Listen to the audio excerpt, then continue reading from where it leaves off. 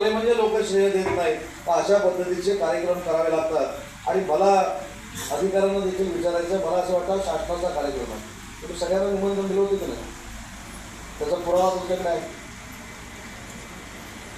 हे सांगण्याचा उद्देश का आपण सगळे समोर बसलात म्हणून सगळ्या लोकप्रतिनिधींना याचं पत्र दिलेलं आहे। याच्यामध्ये खासदार नारायण राणेंचा मला फोन आला की ते परदेशामध्ये आहे, पण आमदार आहेत, खासदार आहेत, जेवढे जेवढे लोकप्रतिनिधी आहेत, जेवढे जेवढे शासनाच्या राज्य शासनाच्या समित्यांवर काम करत आहेत, त्यांना या कार्यक्रमाचं निमंत्रण दिलेलं आहे। परंतु महिला भगिनींना मला एक विनंती करायची आहे की या कार्यक्रमाला कोण उपस्थित राहिले याची देखील नोंद आपण घेतली पाहिजे। या बहिणींना पैसे दिले गेले पाहिजे, ती कोणाची भावना आहे ही देखील आपण लक्षात दिली गेली पाहिजे। आता मला तहसीलदार सांगत होते की काही लोकांना त्यांच्या घरामध्ये जाऊन वैयक्तिक भेटून देखील निमंत्रण देण्यात आलं, परंतु आपल्यापेक्षा कोणी मोठं होऊ नये, जो फायदा महिला भगिनींना मिळतोय तो मिळू नये असं जर कोण षडयंत्र करत असेल तर जे व्यासपीठावर आले नाहीत त्यांना देखील भविष्यामध्ये धडा शिकवण्याची भूमिका आपण महिला भगिनींनी घेतली पाहिजे। आणि त्यांनी तुमच्या योजनेला विरोध केलेला आहे, म्हणून मी आता विचारत होतो माझ्या अधिकाऱ्यांना, उद्या चित्र असं नको व्हायला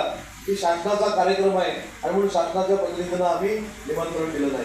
त्यांना पत्र देखील दिलेलं आहे, त्यांना वैयक्तिक भेटून देखील निमंत्रण दिलेलं आहे, परंतु तुम्हाला लाभ मिळू नये असा जर कोण प्रयत्न करत असेल तर त्याचा देखील महिला भगिनींनी निर्णय घेतला पाहिजे।